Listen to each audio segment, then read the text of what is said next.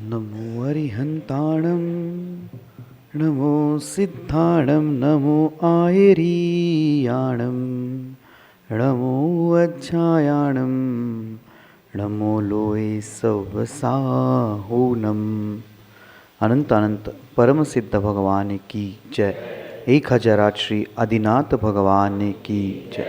अंतिम तीर्थेश भगवान महावीर स्वामी की, आचार्य भगवान गुरुवर श्री विशुद्ध सागर जी महाराज की, मुनि श्री सुप्रभ सागर जी महाराज की, मुनि श्री प्रणत सागर जी महाराज की जय। जय जन बंधु, हम सभी यहाँ उपस्थित हुए देश के लोकप्रिय कार्यक्रम सम्यक समाधान के लिए। एक ऐसा मंच, एक ऐसा प्लेटफॉर्म जिसके माध्यम से अपने मन में जो विकल्प उठते हैं, जो जिज्ञासाएं उठती है, जो शंका उठती है, उसका मुनिश्री अपने मुखारविंद से सम्यक समाधान हम सभी को प्रदान करते हैं। कितने यह अहोभाग्य क्षण होते हैं कि मन में उठने वाला जो विकल्प है उसका समाधान पंचम परमेष्ठी, साधु परमेष्ठी के मुखारविंद से हम सभी प्राप्त कर रहे हैं। कैसा आनंद आता है कि आपके मन के जो विकल्पों का निवारण होता है, कोई आम आदमी भी कोई निवारण करता है तो भी वह आनंद बहुत अच्छे से आता है। और कहने की वह बात क्या होगी जिसके पंचम परमेष्ठी, साधु परमेष्ठी के मुखारविंद से हमारे विकल्पों का समाधान हम सभी को प्राप्त होता है। ये जो सम्यक समाधान कार्यक्रम है प्रतिदिन YouTube चैनल के माध्यम से प्रसारित होता है। आप सभी लोग YouTube चैनल से जुड़ के इस कार्यक्रम का लाभ ले सकते हैं और इस कार्यक्रम के माध्यम से अपने मन में उठने वाला जो विकल्प है उस विकल्प का समाधान प्राप्त कर सकते हैं। शुरुआत करते हैं आज के सम्यक समाधान के कार्यक्रम को। संस्कार प्रणेता मुनि श्री सुप्रभ सागर जी महाराज के चरणों में कोटिशा नमोस्तु करते हुए मुनि श्री प्रणत सागर जी महाराज से निवेदन करते हैं कि हे स्वामी, आज के कार्यक्रम को गति प्रदान करते हुए संचालित करें। नमोस्तु नमोस्तु नमोस्तु। ओम नमः सिद्धेभ्य। नमो नमः सतहितंकराय वीराय भव्याम्बुजभास्कराय अनंतलोकाय सुरार्चिताय देवादिदेवाय नमो जिनाय देवादिदेवाय नमो जिनाय। पंच परमेष्ठी भगवान की, परम पूज्य आचार्य भगवंत गुरुवर विशुद्ध सागर जी मुनि महाराज की, परम पूज्य मुनि श्री सुप्रभ सागर जी महाराज की।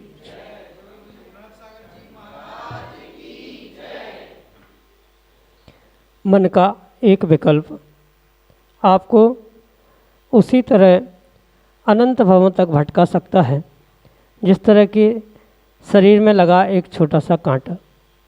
जब तक एक छोटा सा कांटा शरीर में लगा है और वह निकलता नहीं है तब तक पूरे शरीर को कष्ट देता है। इसी तरह से आत्मा में, मन में उठा एक छोटा सा विकल्प हमारे लिए संसार भ्रमण का कारण बन सकता है। लेकिन हम यदि थोड़ा सा पुरुषार्थ करें और अपने विकल्प को समीचीनता प्रदान करते हुए उसका सम्यक समाधान किसी निर्ग्रंथ गुरु से प्राप्त कर ले तो वही विकल्प जो आपको संसार में भटका रहा था वही आपको भव सागर से पार करा सकता है। आवश्यकता अपने उस विकल्प को समीचीनता प्रदान करने की है और उस समीचीन विकल्प का सम्यक समाधान हमें परम पूज्य आचार्य भगवंत गुरुवर विशुद्ध सागर जी महाराज के मंगल सुभाषित से, परम पूज्य मुनि श्री सुप्रभ सागर जी महाराज के मुखारबिंदु से प्रतिदिन आगम के परिप्रेक्ष्य में प्राप्त हो रहा है। तो फिर देर किस बात की, आप भी अपना समीचीन विकल्प मुनिश्री तक पहुंचाने का पुरुषार्थ करें और उसका सम्यक समाधान प्राप्त करके अपने मन को निर्विकल्पता की ओर ले जाने का पुरुषार्थ करें। प्रारंभ करते हैं आज का सम्यक समाधान। और आज के पहले विकल्प के लिए आष्टा मध्य प्रदेश से अनन्य गुरु भक्त परिवार डॉक्टर मगन जैन, श्रीमती चंदा जैन महाराज श्री के श्री चरणों में कोटि कोटि नमोस्तु निवेदित करते हुए अपना समीचीन विकल्प रख रहे हैं कि महाराज जी, यत्नाचार पूर्वक प्रवृत्ति का स्वरूप कैसा होता है, एक श्रावक अपने जीवन में इसका अनुसरण किस प्रकार करे। हमारे समीचीन विकल्प का सम्यक समाधान करते हुए हमारा मार्गदर्शन करने की अनुकंपा करें। नमोस्तु महाराज जी, नमोस्तु। ओम नमः सिद्धम। परम पूज्य आचार्य भगवान गुरुवर विशुद्ध सागर जी महाराज के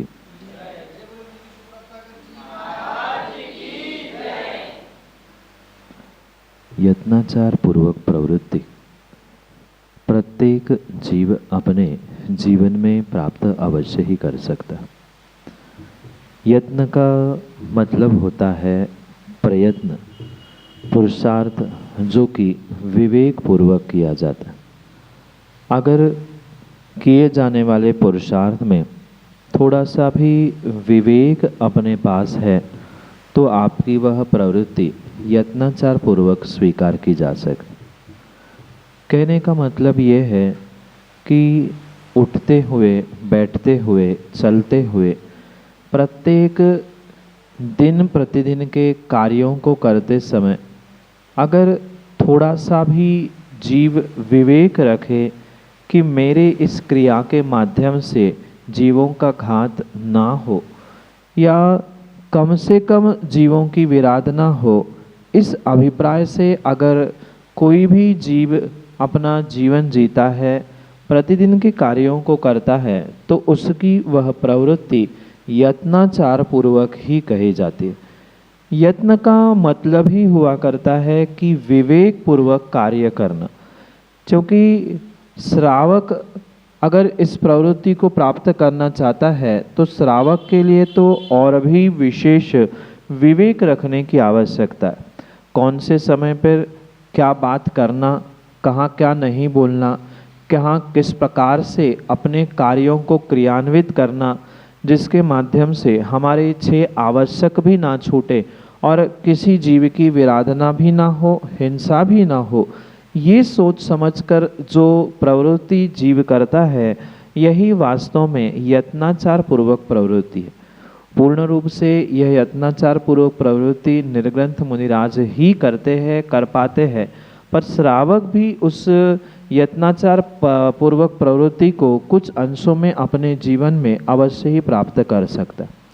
जैसे वह षडावश्यकों का पालन कर रहा है, स्वाध्याय कर रहा है, पूजा पाठ कर रहा है, उस समय में भक्ति के आवेश में आकर विवेक होते हुए कार्य ना करना।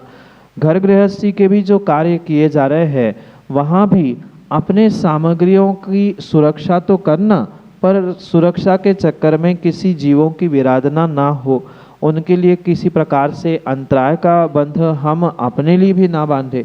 इन सभी बातों का निर्णय करना, विवेक रखना, इसे ही यत्नाचार पूर्वक प्रवृत्ति कहा जा सकता है। क्योंकि श्रावक के अपने गृहस्थी के व्यापारजन्य अन्य क्रियाओं को भी प्राप्त करेगा, उसमें कथनचित कुछ अंशों में जीवों की विराधना, हिंसा भी होना स्वाभाविक रूप से देखने में आएगी।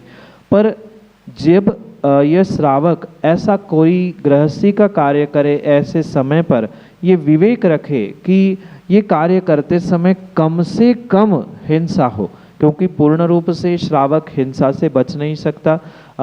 विरोधी हिंसा, आरंभी हिंसा और उद्योगी हिंसा जीव के साथ और विशेष करके श्रावकों के साथ तो होती ही है, पर उसमें भी कम से कम हमारी हिंसा की प्रवृत्ति हो, हमारा अभिप्राय जीवों को बचाने का ही हो। इस प्रकार से अगर विवेक पूर्वक प्रवृत्ति जीव कर रहा है, श्रावक कर रहा है, तो श्रावक के भी जीवन में ये यत्नाचार पूर्वक प्रवृत्ति आ सकती है। मैं पुनः इस बात को दोहराना चाहता हूँ कि पूर्ण रूप से यत्नाचार पूर्वक प्रवृत्ति महाव्रती निर्ग्रंथ मुनिराज ही प्राप्त करते हैं, पर कुछ अंशों में अभ्यास करते हुए श्रावक भी इसे प्राप्त करते हुए अपने जीवन में विवेक पूर्वक हिंसा से बचने का प्रयास करता है। क्योंकि आचार्य भगवंतों ने प्रमत्त योगात प्राण व्यप्रोपणम हिंसा ऐसा सूत्र देते हुए कहा है कि जहाँ प्रमाद है वहाँ हिंसा है, और प्रमाद से रहित होते हुए यत्नाचार पूर्वक प्रवृत्ति है वहाँ जीवों की कथनचित कुछ अंशों में विराधना भी हो तो वह पूर्ण रूप से हिंसा का भागी नहीं हो सकता। इसलिए श्रावक भी विवेक पूर्वक अपने कार्यों को गृहस्थी के आवश्यकों को प्राप्त करने का पुरुषार्थ करेगा तो नियम से प्रयत्न पूर्वक विवेक पूर्वक किए जाने इस कार्य के निमित्त से अपने जीवन को अपनी क्रियाओं को वह यत्नाचार पूर्वक अवश्य ही प्राप्त कर सकता है। यही आपके लिए सम्यक समाधान।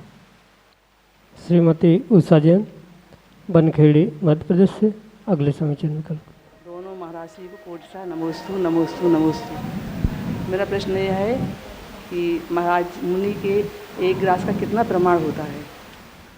आगम में मुनियों के लिए एक समय के आहार के निमित्त से 32 ग्रास प्रमाण ही भोजन ग्रहण करने की आज्ञा आचार्य भगवंतों ने प्रदान की। पर 32 ग्रास प्रमाण का मतलब किसी भी प्रकार से 32 कौर नहीं है या 32 बार लेना नहीं है। वहाँ आगम के परिप्रेक्ष्य में उस एक ग्रास प्रमाण को वर्तमान के परिप्रेक्ष्य में ही नहीं अपितु प्रत्येक काल के परिप्रेक्ष्य में समझने की आवश्यकता है। जब आचार्य भगवंत 32 ग्रास प्रमाण मुनिराज का आहार कहते हैं उसी समय पर एक ग्रास प्रमाण को भी समझाते हुए कहते हैं कि 1000 चावल का एक ग्रास हुआ करता है। और अगर हम उसको वजन के हिसाब से देखें तो लगभग 80 ग्राम से 90 ग्राम चावल एक ग्रास प्रमाण रूप होता है। अगर इस परिप्रेक्ष्य में या इस प्रमाण से हम समझे तो वर्तमान में कोई भी मुनिराज इतने 32 ग्रास प्रमाण भी भोजन ग्रहण नहीं करते। बहुत सारे जीवों की ये भ्रांति, ये भ्रम है कि 32 बार मुख में ग्रास रख लिया या 32 बार उन्होंने ग्रहण कर लिया चाहे पानी और सब मिला के, तो उसको 32 ग्रास प्रमाण कहा है। पर ऐसा बिल्कुल भी नहीं है। 1000 चावल लगभग 80-90 ग्राम जो चावल बनता है उतने प्रमाण का एक ग्रास माना जाता है। और अगर चावल की जगह अन्य भी हमें अनाज को वहाँ समझना है, अन्य सामग्री को भी लेना है तो ये एक प्रमाण है। तो लगभग 1000 चावल जितना वजन का है उतने ही वजन का गेहूँ, उतने ही वजन की दाल, उतने ही वजन की अन्य सामग्री को अगर नाप ले और सबको मिलाकर भी हम प्रमाण बनाने का प्रयास करें तो वह 32 ग्रास प्रमाण नहीं होता। मैं पुनः इस बात को कह दूं कि किसी प्रकार से कौर को मुख में रखना, 32 बार अंजलि बनाना, ये 32 ग्रास प्रमाण का प्रमाण है ही नहीं है।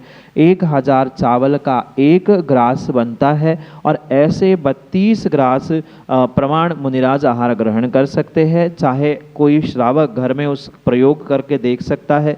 लगभग इतने कटोरी चावल वह भात के रूप में बनेगा और इतना एक ग्रास का प्रमाण है। भले ही वह 10 बार उस ग्रास को ग्रहण करे पर वह एक ग्रास ही स्वीकार किया जाता है।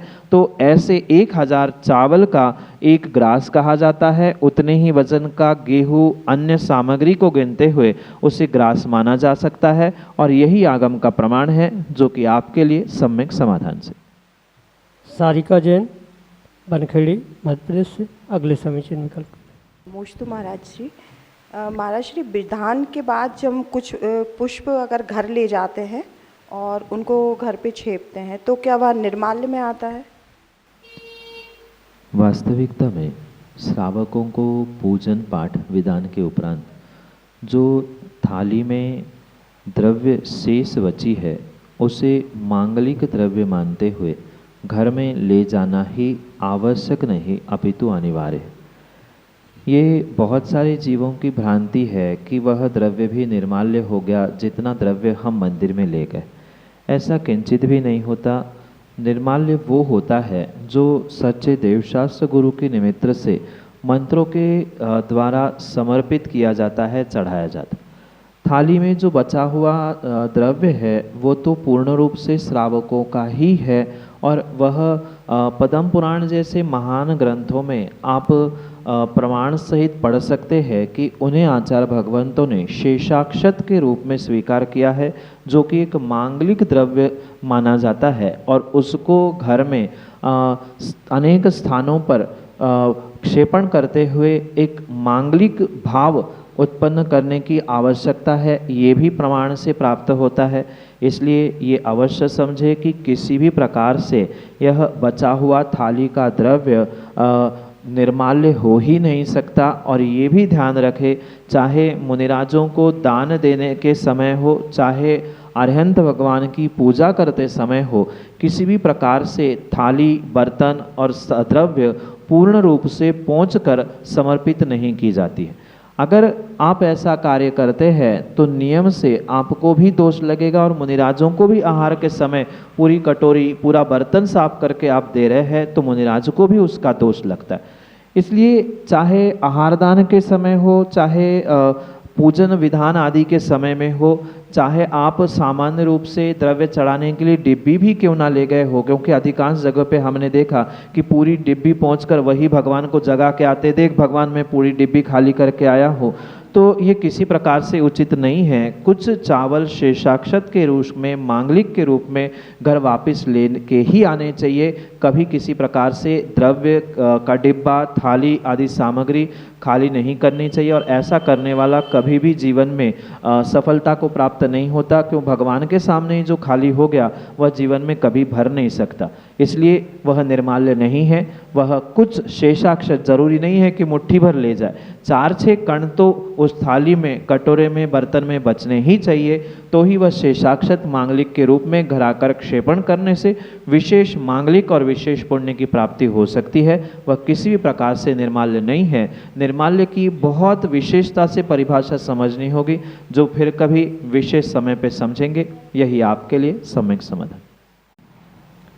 संजय जैन, बंटी भैया, वनखेड़ी, मध्य प्रदेश से। नमोस्तु नमोस्तु नमोस्तु महाराज जी। महाराज जी, वर्तमान समय में श्रावक का चौका कैसा होना चाहिए जिससे कि साधुओं की चर्चा का वह नित्याचार पालन करा सके? चौका तो वास्तव में वही होता है जहाँ द्रव्य, क्षेत्र, काल और भाव, इन चारों की शुद्धि होती है। जहाँ द्रव्य, क्षेत्र, काल, भाव की शुद्धि नहीं होती, जहाँ हमेशा ही अभक्ष, विषय कसाय आदि की किचकिच होती है, वही वर्तमान के परिप्रेक्ष्य में कीचन होता है। कीचन में किसी भी प्रकार से मुनिराज के आहार नहीं हो सकते और न करवाना चाहिए। चौका कायदे से 4 शुद्धियों से युक्त होता है। चौके में शब्द ही 4 शुद्धि को लेकर बनाया है, जहाँ द्रव्य की शुद्धि होती है, क्षेत्र की शुद्धि होती है, काल की और भावों की भी शुद्धि होती है। वही पूर्ण रूप से साधुओं के निरतिचार आहारचर्या के लिए और श्रावकों के विशेष पुण्य प्राप्ति के लिए, आहार दान के लिए निमित्त बन सकता है। अन्यथा वर्तमान में जो मायाचारी के साथ ये कार्य किया जाता है, वह कभी भी श्रावकों को पुण्य देने के योग्य होता ही नहीं। जैसे जो चौका या जहाँ आहार होते हैं या बनते हैं और किए भी जाते हैं, वहाँ वास्तविक रूप से अकृत्रिम प्रकाश, यानी जो सूर्य प्रकाश दिन का होता है, वो ही पूर्ण रूप से पहुंचना चाहिए। किसी प्रकार से कृत्रिम प्रकाश में बल्ब, लाइट, ट्यूब या कितना ही बड़ा हैलोजन क्यों ना हो, पर ऐसे स्थान पर भोजन बना के किसी बाहर दूसरे स्थान पर खड़े करके उन आहार करा देना, ये उचित नहीं है। साथ में जो मुनिराजों के उस ऐष्णा समिति के 46 दोष कहे हैं, उसमें से 16 से अधिक दोष श्रावकों के निमित्त से मुनिराजों को लगते हैं, जिसका प्रायश्चित मुनिराजों को प्रतिदिन लेना पड़ता है।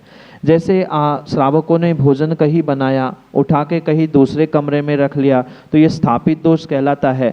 नीचे बनाया, ऊपर वाले कमरे में ले गए, ऊपर बनाया, नीचे ले गए, ये तो मालारोहण का दोष कहलाता है। तो अनेक प्रकार के इन दोषों से बचने के लिए श्रावकों को कुछ अंशों में मूलाचार के उस ऐषणा समिति के विषय को बहुत विवेकपूर्वक समझने की आवश्यकता है।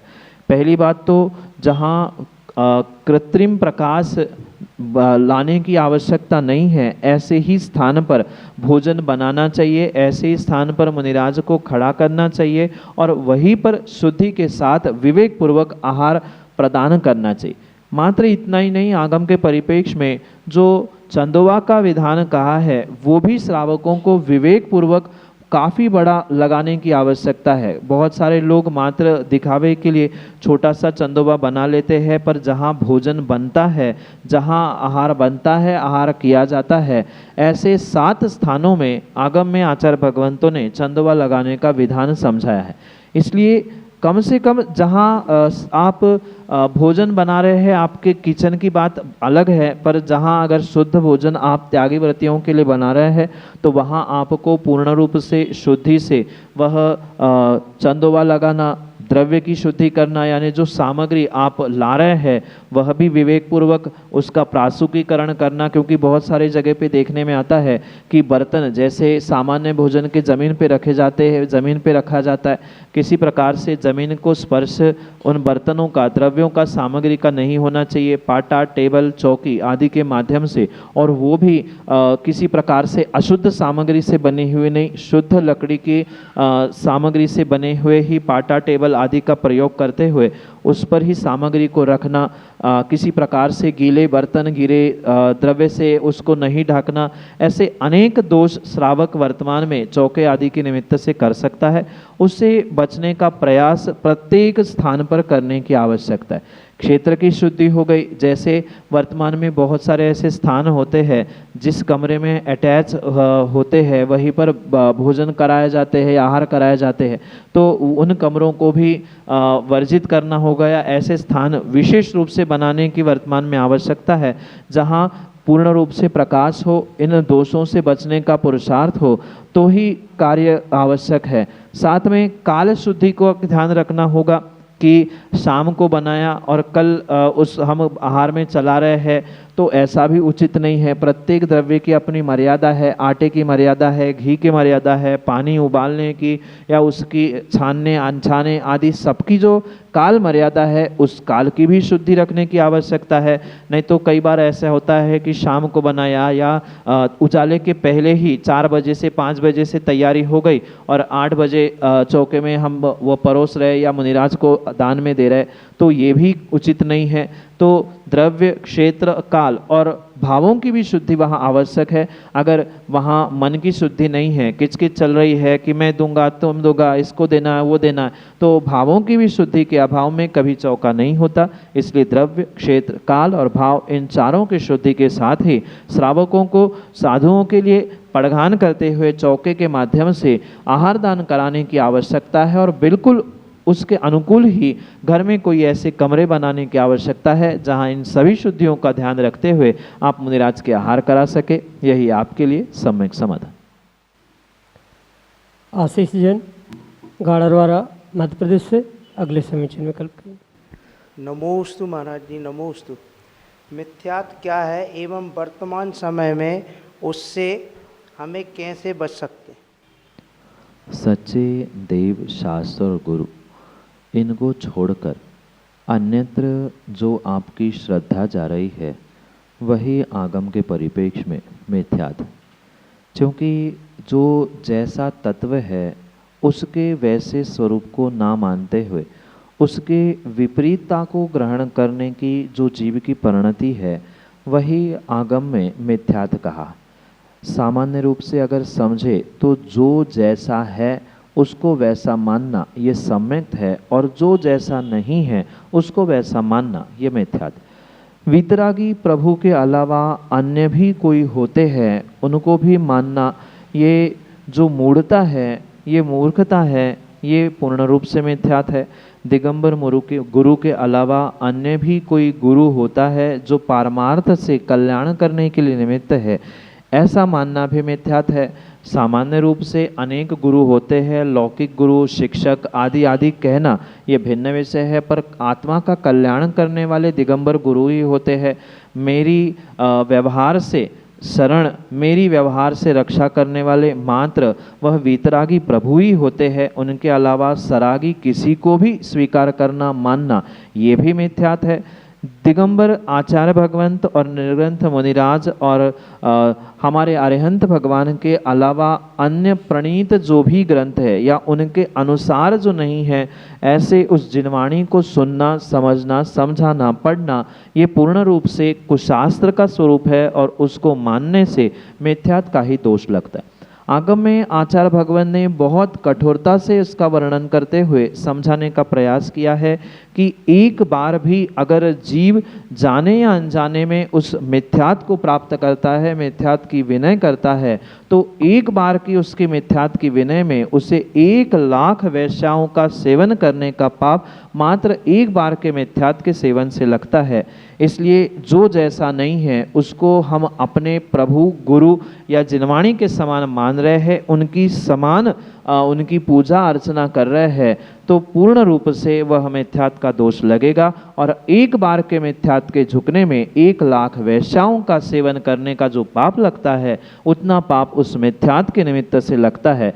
इसलिए वर्तमान समय में भी इससे बचने के लिए जीवों को बहुत कठोर पुरुषार्थ करने की आवश्यकता है। अनादि से इस मिथ्यात के कारण से ही जीव ने अनंत दुखों को भोगा है। इस मिथ्यात से बचने के लिए भले ही व्यवहारिकता एक किनारे रहे, पर हमें अपने स्वयं के इस पुण्य पाप का या स्वयं के जीवन का निर्णय करते हुए विवेक पूर्वक इन क्रियाओं से बचने की आवश्यकता है। क्योंकि बहुत सारे जीवों का ये कहना होता है, हम तो मात्र सबके साथ जाते हैं, हम भावना कुछ नहीं करते या मात्र नमोकार पढ़ते हैं, हाथ भी नहीं जोड़ते, पर आपका शरीर से वहाँ जाना ये कृत कारित अनुमोदना से मिथ्यात का ही सेवन कराने के लिए निमित्त बनता है। आज आप गए, कल आने वाला और कोई जाएगा आपको देखकर, तो उसके लिए भी निमित्त बने, तो आपको उनका भी और आपका भी पूर्ण रूप से वहाँ पाप लगेगा।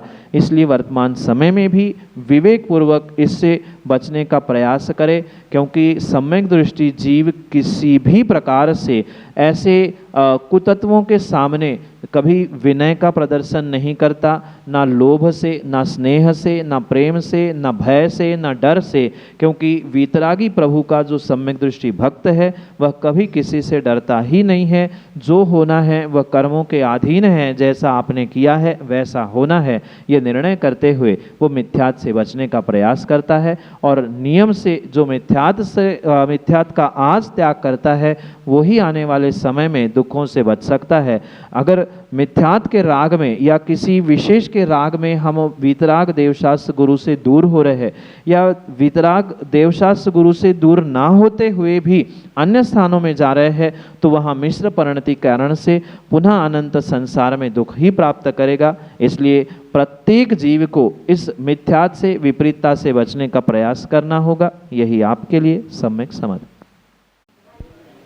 सभी को जय जिनेंद्र। हम सभी लाभ ले रहे थे लोकप्रिय कार्यक्रम सम्यक समाधान का। प्रतिदिन यह कार्यक्रम 5:13 पे YouTube चैनल सुपर वॉच के माध्यम से प्रसारित होता है। YouTube चैनल सुपर वॉच अब हर घर में स्मार्टफोन है, स्मार्टफोन YouTube ऐप है। YouTube पे आपको सुप्रभ वॉच, मुनि श्री सुप्रभ सागर जी का नाम सुप्रभ, वाणी का पर्यायवाची नाम उवाच, सुप्रभ वॉच, इस नाम से आपको YouTube में सर्च करना है और चैनल को सब्सक्राइब करें और उसका बेल आइकन को ज़रूर प्रेस करें, ताकि ये जो कार्यक्रम है उसके नोटिफिकेशन आपको मोबाइल के माध्यम से मिल सकते हैं। आप ये सोच रहे हैं कि मुनिषी यहाँ उपस्थित है तो हम हमारे विकल्प मुनिषी तक पहुँचा सकते हैं, लेकिन व्हाट्सएप के माध्यम के द्वारा आप अपने विकल्प आप घर बैठे भी मुनिषी तक पहुँचा सकते हैं। आप हमारा व्हाट्सएप का नंबर नोट डाउन कर सकते हैं 8707548811। मैं नंबर रिपीट करता हूँ 8707548811। यह हमारा व्हाट्सएप का नंबर है। आप उसके माध्यम से अपने विकल्प हमें भेज सकते हैं। सम्यक.समाधान@gmail.com यह हमारी ईमेल आईडी है। आप ईमेल आईडी के माध्यम से भी मुनिषी के विकल्प हम मुनीषी तक पहुंचा सकते हैं।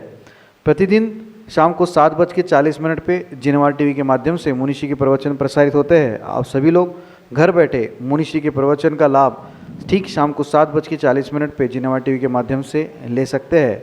मुनीषी के चरणों में कोटिशा नमोस्तु करते हुए आज के इस सम्यक समाधान कार्यक्रम को यहीं पे विराम देते हैं। नमोस्तु नमोस्तु नमोस्तु।